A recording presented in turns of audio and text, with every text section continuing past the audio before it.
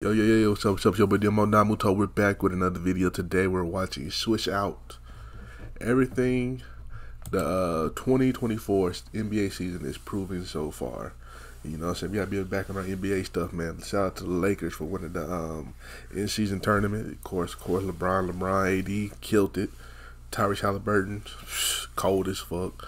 So, you know what I'm saying? I think, tell me how y'all feel about the in-season tournament down below, man. You know what I'm saying? It was alright. You know what I'm saying? I don't know if they should keep it or not, but I get it, the excitement in, you know, the beginning of the season, like in December and shit. But, you know what I'm saying? Let me know. Let's get into it.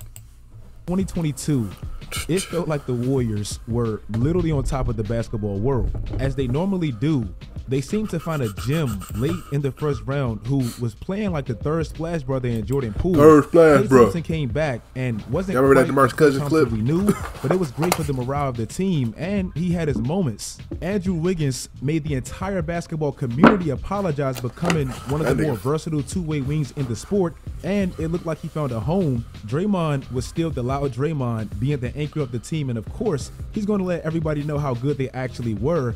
And Steph, he had one of the best overall seasons of his entire career. Yeah, their last championship was just so random. Into winning their fourth championship in like an 8-year span. That shit was Match crazy. that with the contracts they maintained and what looked to be the perfect blend of young and vet talent. Championship. And it felt like this team was actually going to have a shot at even more success going forward. But 2 years later, this thing seems to be over. And I mean for real this time.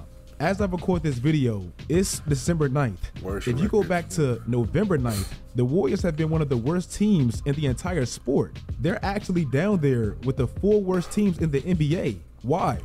Well, out of everybody attempting at least 7 threes a night, Klay Thompson, one of the best shooters ever, is one of the worst in the league.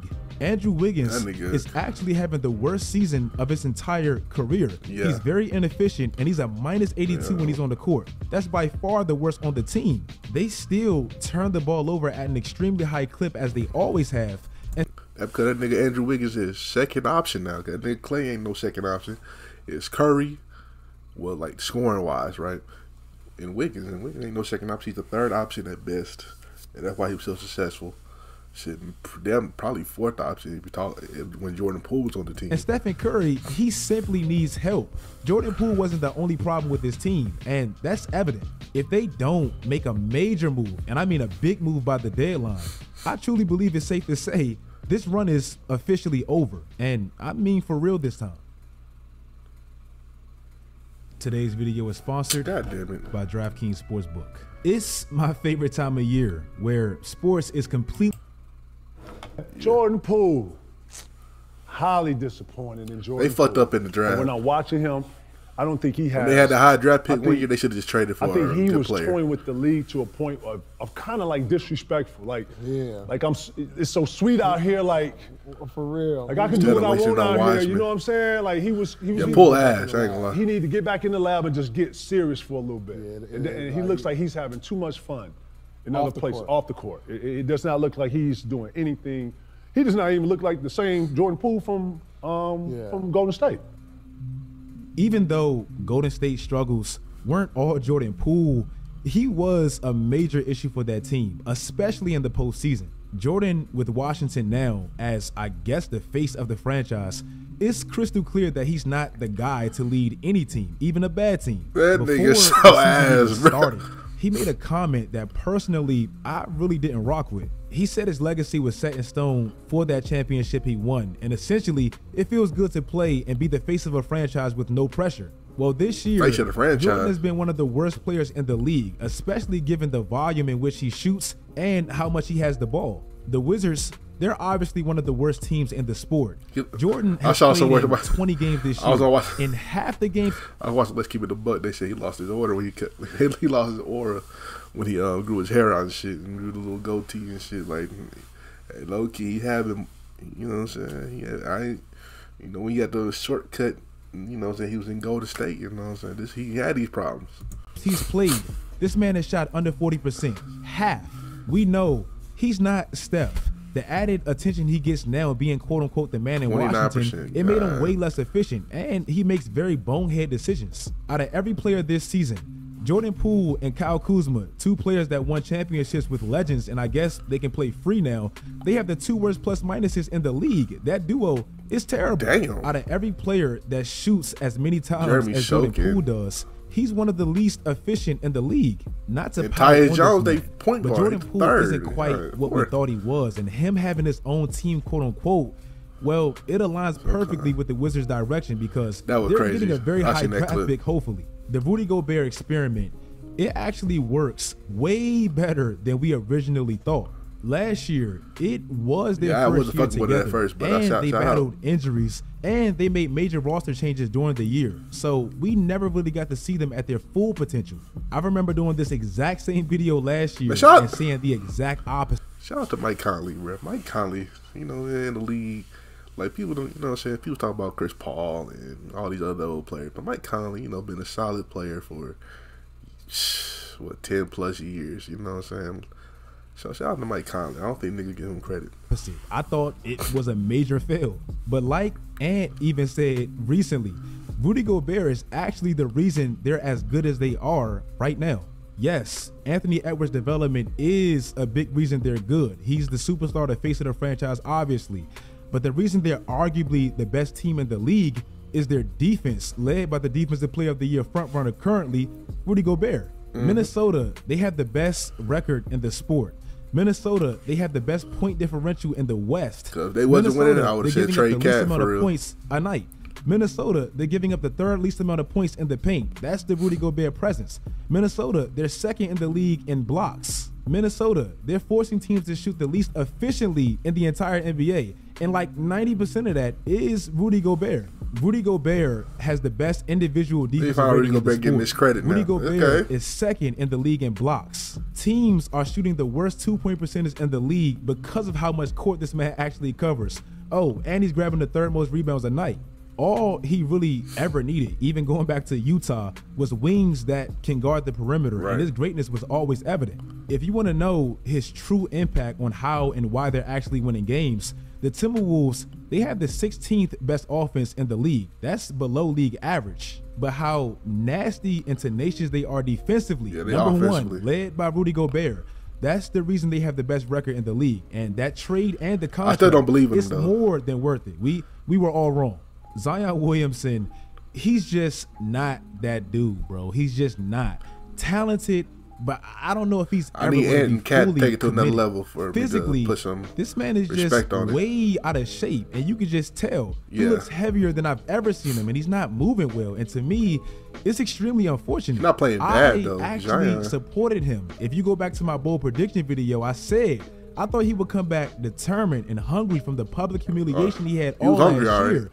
And it looks like it's the polar opposite. It sounds nitpicky because he's talented and he's always going to put up solid numbers for most people, but he's averaging career lows in points, rebounds, field goal percentage, and defensively, he's very lazy. It's sad because New Orleans, they have one of the best, deepest young rosters in the league. They have like 7 players averaging double figures. That team doesn't really lack much. They have wings, they have size, they have shot creators, they have potential. But what should be the best player on their team, at only like 23 years old, he doesn't seem committed, and his main problem coming into the league actually seems to be getting worse. The Philadelphia 76ers, they don't really need James Harden. Now, I'm not saying this to diminish James Harden or what he's done or how good he was or how good him and Embiid were last year. They put up historically great numbers individually and together. But the offense without James Harden is actually a little bit better. Now, all of it isn't the absence of James Harden. A lot of it is Nick Nurse and how free and fluent the offense is with his coaching. Last year, it was very stagnant because Harden don't move the ball. He don't play off ball. But this year, they're scoring more points. Joel Embiid is averaging a career high again. And not only that, he's averaging 6 assists a night. Without Harden and obviously with way more opportunities. Tyrese Maxey, he's taking a massive leap. The 76ers, they're the only team with 2 players averaging at least 27 points a night, and both of them are averaging at least 6 assists in the process. Again, this isn't all because James Harden is gone. A lot of it. They finally got the person to pair up with Joel Embiid. After, nigga, it's been 10 years.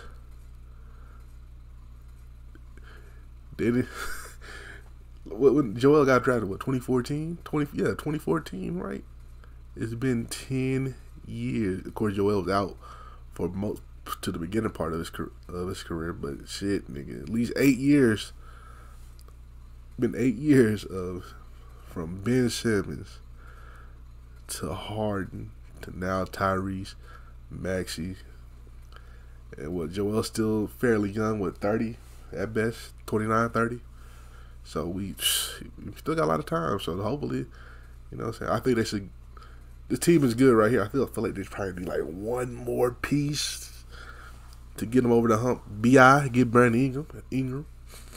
People say Zach LaVine, but I like Brandon Ingram on that team. They can get Brandon Ingram because the Pelicans ain't doing nothing. I'm sure they not doing that. It is the upgrade in coaching, in my opinion. But so far, look at the difference in this team from last year as opposed to this year. They're scoring more points. They're grabbing more rebounds. They're dishing out more assists, more steals, less isolation, a little less efficient, but they're still winning at an even higher percentile. James Harden, we know he's an iconic, great player that's done a lot for this league. Forehead, but the drama he gave that organization, it was never worth it, especially when collectively as a team, they're probably a little bit better without him. Kevin Durant being traded to the Suns with Bradley Beal eventually joining, creating another super team. It feels exactly like Brooklyn West. Right now, they're 12-10, 7th in the West, and as loaded as that team looks on paper, they just can't get on the floor. It's weird because Kevin Durant always feels like the glue and the most stable. He's the oldest, like always, and he's still carrying the load. Kevin Durant, at like 35 years old, he's only missed 1 game. Devin Booker has missed 6 of the 20 games. Bradley Beal has only played 3 of the 20 games, and that big 3, they haven't played 1 game together. Literally, all the questions we had when this big 3 got assembled and why nobody really believed in it, it became a thing as soon as the season kicked off. Yes, these crazy KD big 3 super teams, they always look crazy on paper and scary. But this deep into the year, we have no idea what it looks like. No way KD should be on this 4th big 3. And it feels exactly like Brooklyn. And lastly, the in-season tournament. It's a major success. Personally, I really didn't know what to expect with this and how exactly it was going to look and how exactly it was going to go.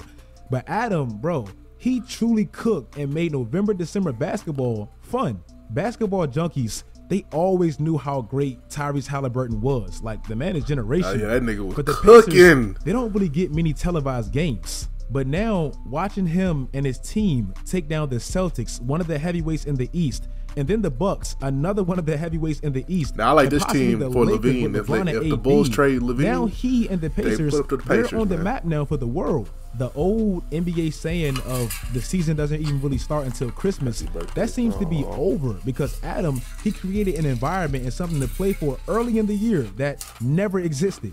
If you guys like this video, please. I ain't gonna lie, this NBA season, I feel like it's a toss-up, bro. I don't know who's gonna win it all. People, I know y'all people got y'all biases for y'all teams and shit.